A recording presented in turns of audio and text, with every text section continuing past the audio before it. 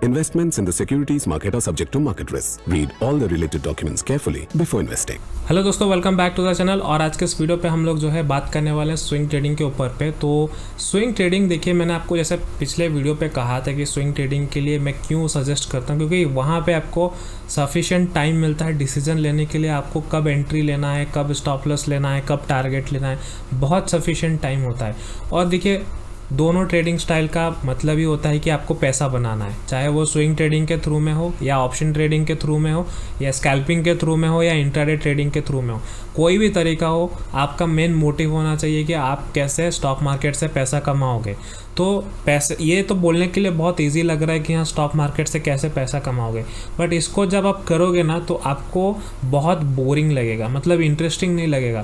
क्योंकि अगर कोई भी चीज़ अगर आप शुरुआत में कर रहे हो ना, तो उसको पहले सीखना पड़ता है, उसको समझना पड़ता है, उसको इम्प्लीमेंट करना पड़ता है, उस पर प्रैक्टिस करना पड़ता है, तब जाके आप सीखोगे कि हाँ भाई मेरा अभी धीरे धीरे पैसा बन रहा है।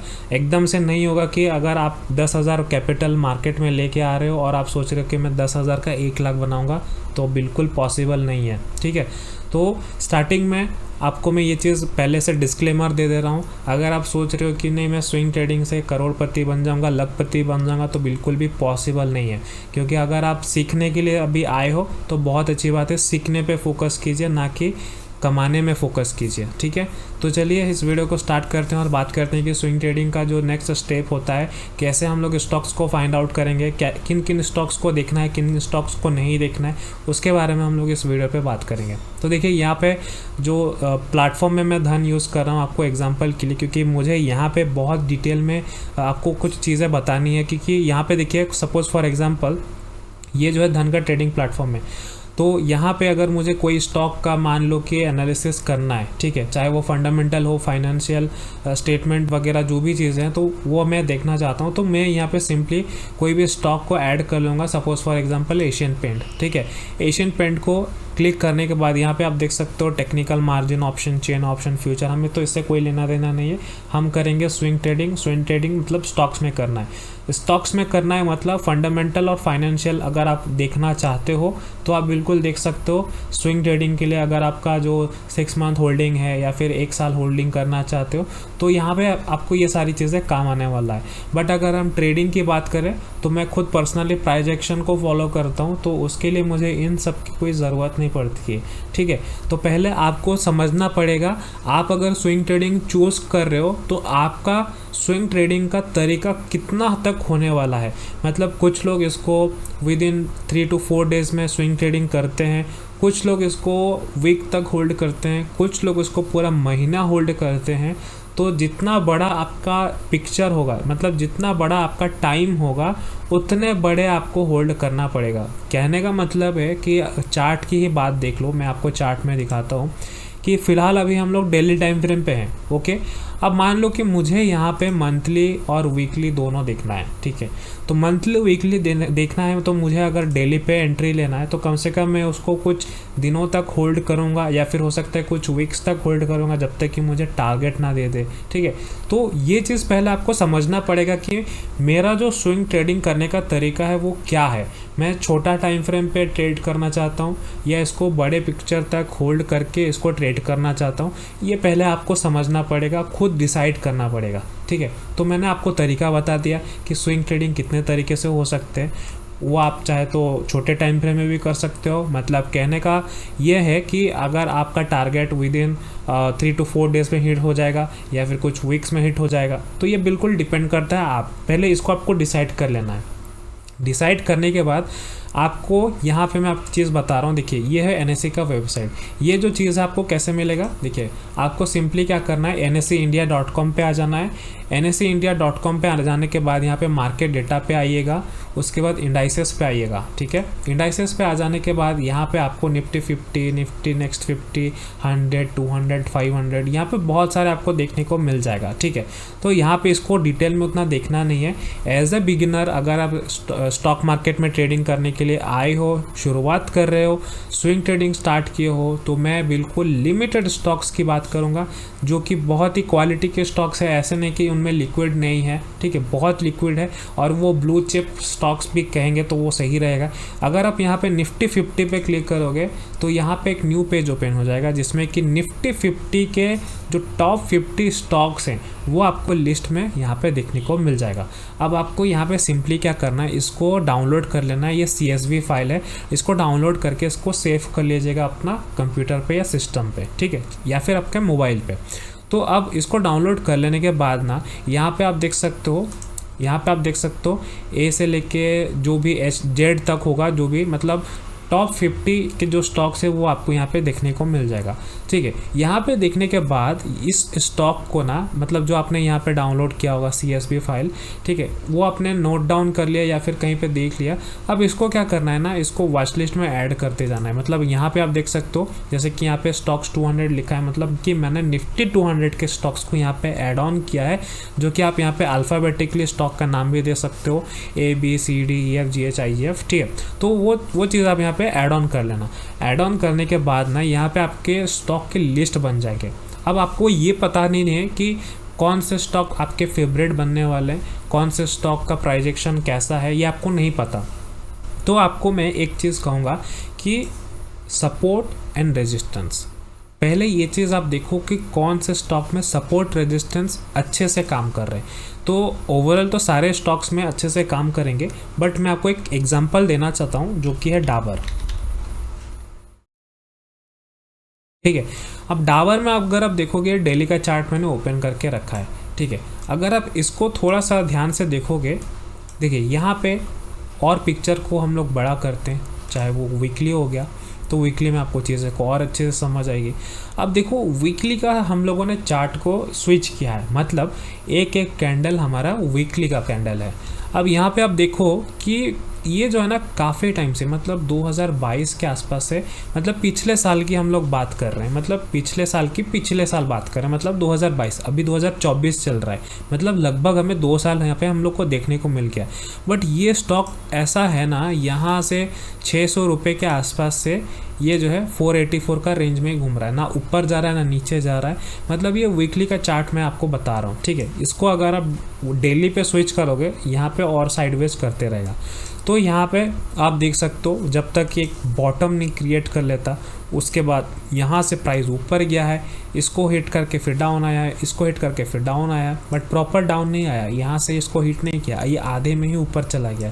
उसके बाद प्रॉपर यहाँ से रेजिस्टेंस पॉइंट पे हिट किया, फिर डाउन आया, यहाँ पे जो एक सपोर्ट पॉइंट आया यहाँ पे इसको हिट किया, फिर ऊपर गया, बट यहाँ पे प्रॉपर हिट नहीं किया इस रेजिस्टेंस पे, फिर डाउन आ गया। अब ये जो लेवल है, ये सपोर्ट को ये ऑलरेडी यहाँ से भी ऊपर जा चुका था, एक रिएक्शन भी हमें देखने को मिला और प्राइस अभी डाउन आ गया। तो यहाँ पे हम लोग को क्लियरली प्राइस एक्शन समझ आ रहा है कि ये स्टॉक में एकदम पूरा गड़बड़ चल रहा है, कभी ऊपर जा रहा है कभी नीचे जा रहा है। अगर आप इसको डेली पे मैं आपको स्विच करके दिखाता हूँ, देखिए ये जो प्राइस है कुछ इस तरीके से हायर हाई वाले कंसेप्ट लगा रहा है, फिर एकदम से डाउन आ गया, ठीक है।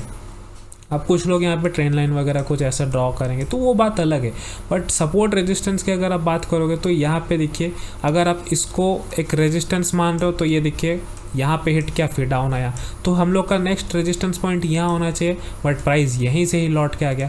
तो पहले आप देखो कि कौन से स्टॉक में अच्छे से प्राइस एक्शन फॉलो कर रहा है। प्राइस एक्शन कोई नहीं है, ये सपोर्ट रेजिस्टेंस से प्राइस एक्शन होता है, लोग कुछ उसको अलग ही कंसेप्ट ले लेते हैं, बट ये जो सपोर्ट रेजिस्टेंस है आपको पहले ये ब्रेक करना आना चाहिए। मतलब आपको पहले ये मतलब सीखना पड़ेगा कि सपोर्ट रेजिस्टेंस कौन से स्टॉक्स पे कैसे काम करता है।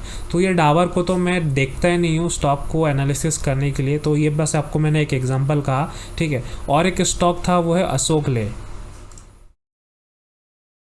अशोक ले में अगर आप देखोगे, अशोक ले में भी सेम पिक्चर, यहाँ से एक साइडवेज बना रहा है, फिर डाउन आया फिर ऊपर गया। मतलब सपोर्ट रेजिस्टेंस यहाँ पे आप देख सकते हो, सपोर्ट यहाँ पे बराबर काम कर रहा है यहाँ पे, बट रेजिस्टेंस कभी इसका हाई ब्रेक कर देता है, फिर ये प्राइस यहाँ से डाउन आता है, फिर यहाँ से ऊपर जाना चाहिए यहाँ से। तो इस तरीके से आपको ऑटोमेटिक पता चल जाएगा कि यहाँ पे सपोर्ट रेजिस्टेंस इस स्टॉक में सही से काम नहीं करता है, जो कि डेली पिक्चर में बहुत अच्छे से काम करना चाहिए। अब मैं आपको इस स्टॉक की बता रहा हूँ कि AU फाइनेंस में, ठीक है। AU फाइनेंस में अगर आप देखोगे, थोड़ा सा ऊपर चलते हैं, यहाँ पे अगर आप देखोगे प्राइस ने ये जो है एक रेजिस्टेंस पॉइंट है, ठीक है। यहाँ पे अगर आप देखोगे प्राइस ने बरोबर यहाँ पे हिट किया, फिर डाउन आया, ठीक है। प्राइस यहाँ पे अगर आप देखोगे नेक्स्ट इसका थोड़ा सा और डिटेल में देखना चाहते हो तो यहाँ पे अगर आप देखोगे, ये आप देखो, ठीक है। मतलब यहाँ से हो क्या रहा है आप देखो, समझ जाओगे। अब देखो प्राइस यहाँ से ऊपर गया, फिर डाउन आया, ऊपर गया, फिर डाउन आया, प्रॉपर यहाँ पे एक सपोर्ट बनाया, फिर प्राइस ऊपर गया। मतलब यहाँ पे भी हिट किया और यहाँ पे भी हिट किया, फिर डाउन आया, ब्रेक किया। क्योंकि आप देखो यहाँ पे भी टेस्ट कर चुका है, यहाँ पे भी टेस्ट कर चुका है।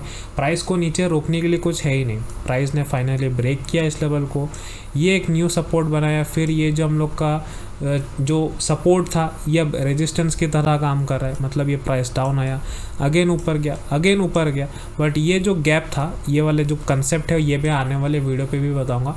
ये गैप को फेल किया, फिर से ये डाउन आया, ठीक है। मतलब यहाँ पे भी टेस्ट, यहाँ पे भी टेस्ट, और फिर फाइनली ये भी प्राइस को ब्रेक डाउन किया। तो इस तरीके से प्राइस एक्शन आपको सीखना पड़ेगा, देखना पड़ेगा सपोर्ट रेजिस्टेंस कैसे काम करता है, कैसे नहीं करता है, ठीक है। तो ये था डेली टाइम फ्रेम में पिक्चर। अब मैं आपको एक ट्रेड समझाता हूँ कि कैसे लेना है।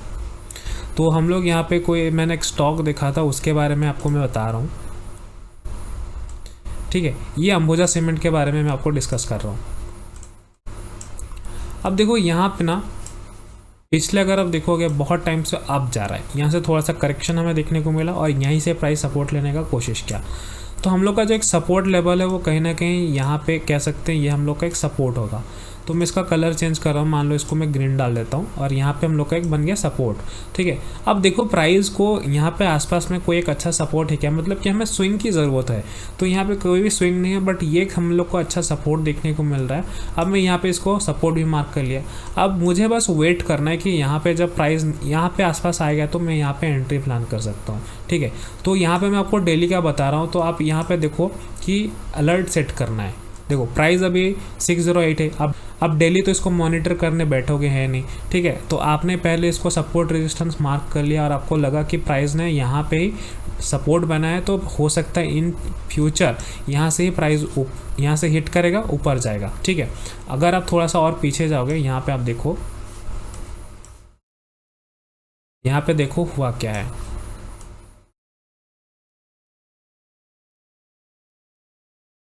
ये जो पार्ट है देखो बार बार यहाँ पे हिट किया, डाउन आया, ऊपर गया, डाउन आया, ऊपर गया, अगेन डाउन आया, इस लेवल को प्रॉपर ब्रेक कर दिया।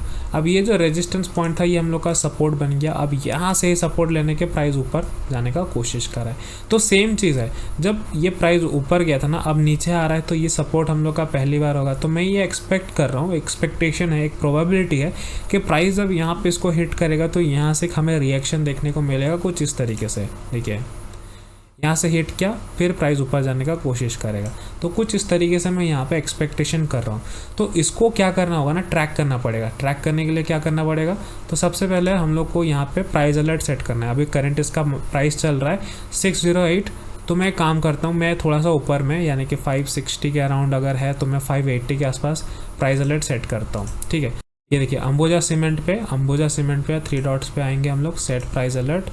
उसके बाद हम लोग यहाँ पे सेट कर देंगे 580। मतलब जब भी प्राइस 580 को हिट करेगा तो मुझे पता चल जाएगा, अलर्ट आ जाएगा कि यहाँ प्राइस अभी 580 हिट करने वाला है।